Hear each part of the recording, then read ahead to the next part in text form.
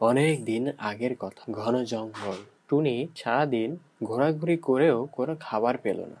টুনির খুবই মন খারাপ হয়ে গেল। মুখ ভার করে বাসায় এসে ঘরে অনেক খাবার দেখতে পেল। খাবার দেখে টুনির অনেক আনন্দ হলো। ঘরে কে খাবার রেখেছে? কে কে ঘরে কে আছো? মানে আমি। ভয় পেও না টুনি। আপনি? হ্যাঁ টুনি, তোমার কষ্ট দেখে আমি আর থাকতে পারলাম না। তুমি তো জানো আমি আমার জাদু শক্তি দ্বারা অনেক কিছু করতে পারি, তাই তো আমি চলে আসলাম তোমার কষ্ট দেখে। কিন্তু এই খাবারের জন্য আমার কাছে তো কোনো টাকা পয়সা নেই। তুমি চিন্তা করো না টুনি, আমি যে টাকা পয়সা নেই না, আমি তোমার ক্ষুধা নিবারণের জন্য এসেছি। কিন্তু আমি চাই তুমি আমার বন্ধু হও।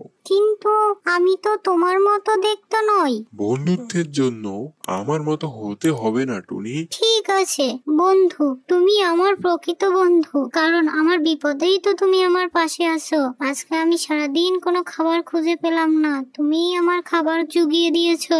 ধন্যবাদ বন্ধু। বন্ধুরা, এভাবে টুনি ও দত্তর বন্ধুত্ব হয়ে গেল।